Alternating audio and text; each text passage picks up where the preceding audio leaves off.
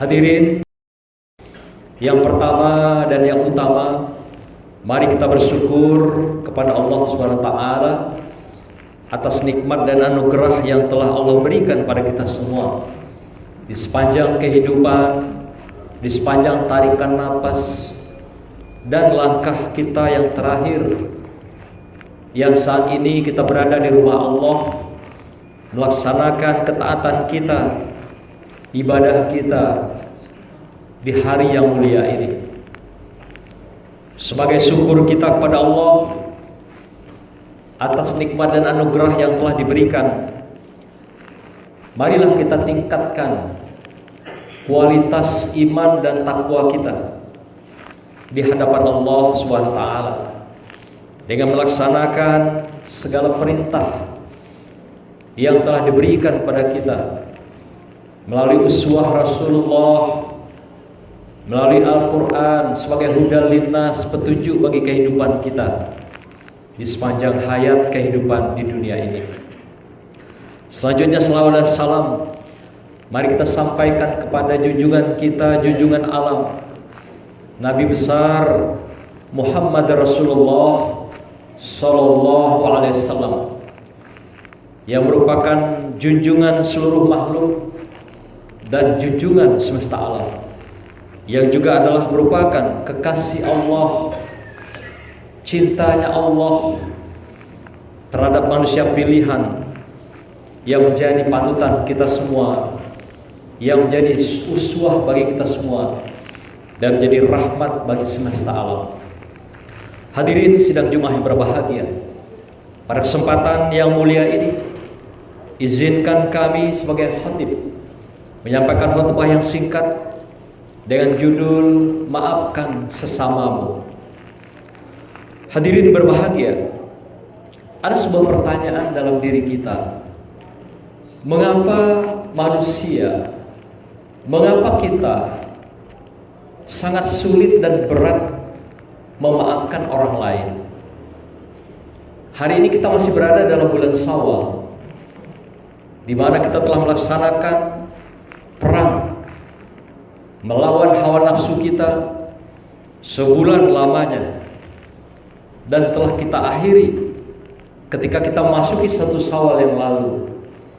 Syawal yang bermakna kemantapan, peningkatan dari apa yang sudah kita lakukan, ibadah-ibadah, puasa-puasa kita, dan Ramadan yang kita dirikan selama sebulan penuh. Inilah yang diminta pada kita di bulan Syawal, kita tingkatkan, baik itu ketaatan kita kepada Allah dan juga hubungan hablum minan nas kepada sesama manusia, saudara kita, saudara seiman yang hidup berdampingan dengan kita di keseharian. Hadirin berbahagia, menurut sebuah teori yaitu dikenal sebagai teori psikologi spiritual yang dikembangkan oleh seorang pakar dalam bukunya Bises Pandek-Hall. Beliau mengatakan dalam diri setiap manusia ada yang namanya BST, yaitu black spot traumatik, yaitu titik-titik hitam yang merupakan bagian dari trauma masa lalu seseorang. Sehingga dengan black spot ini, orang akan mengalami jiwanya, hatinya mati, karena ditutupi oleh titik-titik hitam yang ada dalam jiwa dan hati seseorang. Sehingga ketika seseorang dengan kondisi hatinya yang mati ini, maka tertutup kelembutan, kebaikan, kesolehan, dan juga untuk mengikhlaskan dan memaafkan orang lain. Kita sangat mudah kadang-kadang meminta maaf, tetapi sangat berat kita memaafkan orang lain.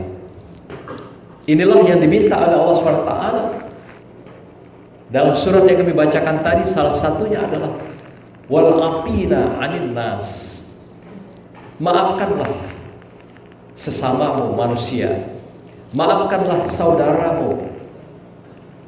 Maafkanlah orang-orang yang sudah meminta kemaafan kepadamu. Dan sebaliknya kita pun diminta ketika melakukan kezaliman, kesalahan, juga meminta maaf kepada orang lain. Tetapi yang lebih berat di dalam hidup kita adalah memaafkan, mengikhlaskan orang lain. Ternyata dikatakan dalam buku ini oleh Steve Best ini, ternyata di dalam jiwa kita, hati kita ada titik-titik hitam yang merupakan trauma-trauma masa lalu, sehingga hati kita mati. Yang dikatakan dalam pandangan Sufi itu adalah yaitu qalbun mayyit, hati yang mati. Maka itu para Sufi memberikan ada 3 tingkatan hati manusia. Dikatakan oleh Ibnul Qayyim dan juga Ihya Ulumuddin yang ditulis oleh Al-Ghazali. Beliau berdua sepakat mengatakan bahwasanya hati itu ada 3 tingkatan. Yang pertama adalah tingkatan dikatakan dengan qalbun mayyit, hati yang mati. Ternyata ketemu dengan teorinya si Best ini, si Best van der Pol ini, yang mengatakan orang ketika tidak bisa mengikhlaskan orang lain, tidak mau memaafkan, tidak mau meminta maaf, tidak mau berbagi, tidak mau menunjukkan kelembutan, kesolehan, kebaikan, dan berbagai kemaslahatan lainnya, dikatakan itulah hati yang ditutupi oleh titik hitam, noda hitam dalam diri seseorang. Dalam pandangan Sufi ternyata ini adalah qalbun mayyit, hati yang mati. Di mana hati yang mati itu kehilangan cahaya kebaikan dan kebenaran seseorang dalam kehidupannya. Bawaan dia selalu pada hal yang negatif. Bawaan dia selalu pada condong pada kemungkaran. Karena dia dikuasai oleh nafsu yang namanya nafsul amarah. Inna nafsa la amaratun bisu. Sesungguhnya nafsu amarah adalah cenderung membawa kamu kepada kemungkaran. Inilah yang menggiring manusia untuk melakukan berbagai kemungkaran, kezaliman, dan kejahatan dalam kehidupan. Karena dalam suasana kehidupannya, hatinya yang qalbun mayyit, berat melakukan ketaatan kepada Allah, berat datang ke masjid, berat bersedekah, berat beramal soleh, berat ngaji. Inilah ciri-ciri hati kita yang mati, kata para Sufi. Yang kedua dikatakan adalah qalbun marid, yaitu hati yang sakit, jiwa yang sedang sakit. Jiwa yang sedang sakit ini orang berada pada suasana kelabilan. Kadang-kadang masih ditarik oleh kejahatan dan kemungkaran. Kadang-kadang dia ditarik oleh kesalehan. Karena hatinya sedang bimbang, sedang dalam perjalanan menuju Allah, sedang dalam memperbaiki diri dalam pertaubatannya, sehingga dia masih berada dalam posisi kelabilan, belum mantap dalam kehidupannya. Dan yang ketiga adalah qalbun salim, hati yang suci, hati yang bersih, hati yang sehat. Inilah dikatakan Ibnu Qayyim dan Al-Ghazali, 3 tingkatan hati seseorang. Tentu harapan kita ketika kita berada dalam hati yang mayit, kalau ada kita rasakan di antara kita harus memaksa diri kita agar kita bawa diri ini kepada Allah. Kita paksa diri kita untuk sholat, untuk berpuasa, bersedekah, berzakat, berimpak, dan sebagainya. Karena kalau kondisi hati yang mati, kalau tidak di bawah tekanan, tidak di bawah paksaan, dia tidak akan bangkit, tidak akan bangun dalam kehidupan kita. Inilah yang harus digiring di bawah tekanan dengan kesadaran yang penuh agar kita bisa menghidupkan kembali hati yang mati itu. Sementara hati yang mati, sakit, adalah harus kita giring selalu kepada kesolehan dan kebaikan, agar tidak ditarik, dibawa oleh hati yang mati, sehingga kita akan diarahkan pada kemungkaran, kezaliman dan kejahatan dalam kehidupan kita.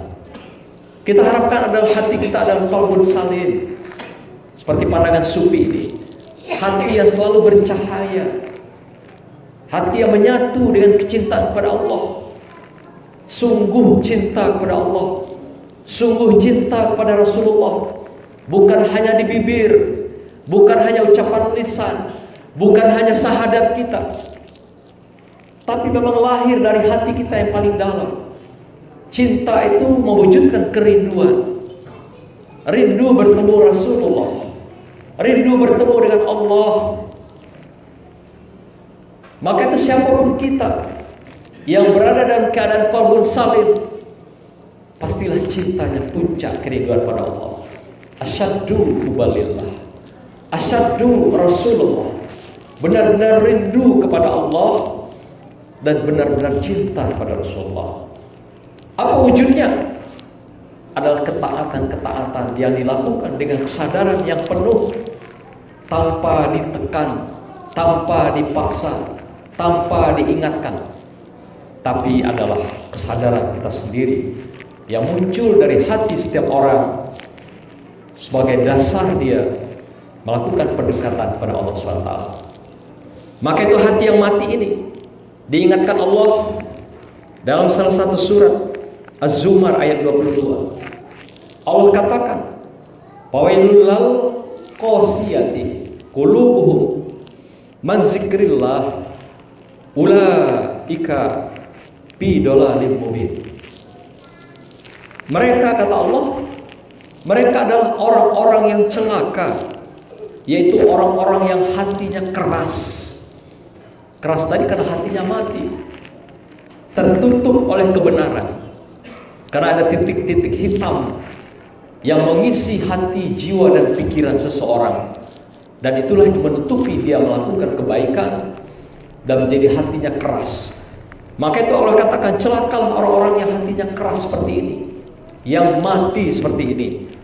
Sudah diberikan peringatan oleh Allah, tapi mereka tetap saja bertahan dalam kesesatan, bertahan dalam kedunguan, bertahan di dalam kekeras kepalaannya, dan tidak mau kembali kepada Allah SWT.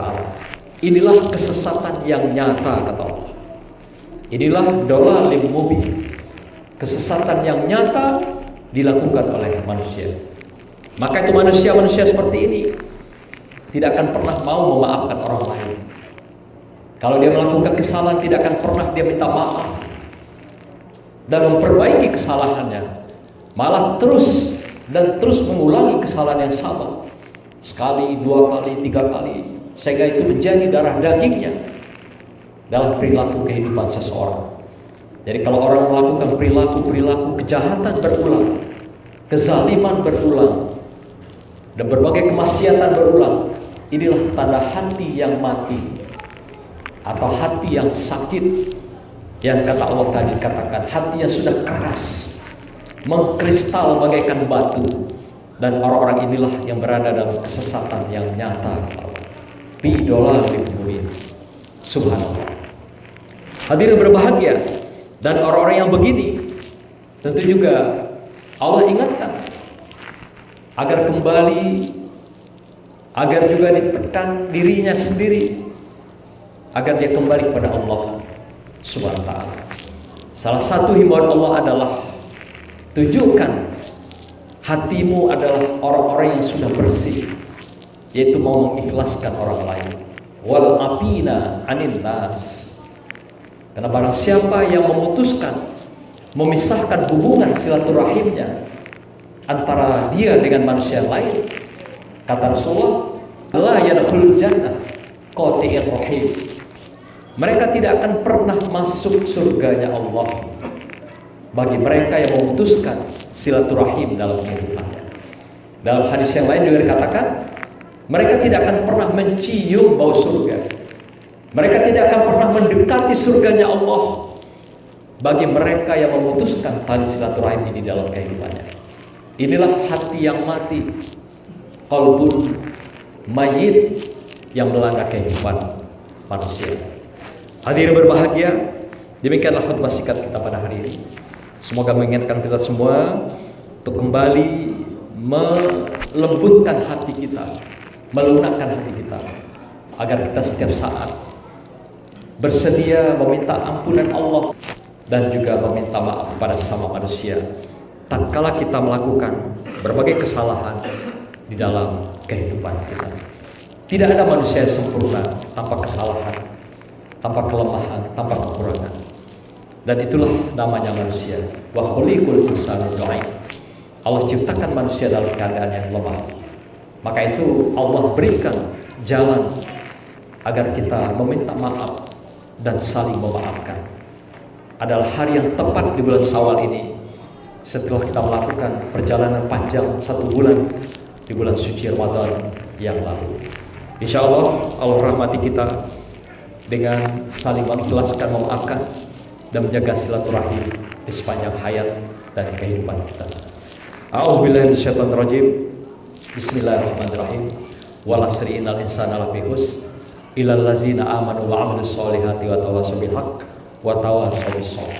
Barakallahu li wa lakum bil Qur'anil azim wa nafa'ani wa iyyakum bima fihi minal ayati wa zikril hakim wa taqabbal minni wa minkum tilawatahu innahu was-sami'ul alim. Aqulu qawli hadza wastaghfiruhu innahu wal ghafurur rahim.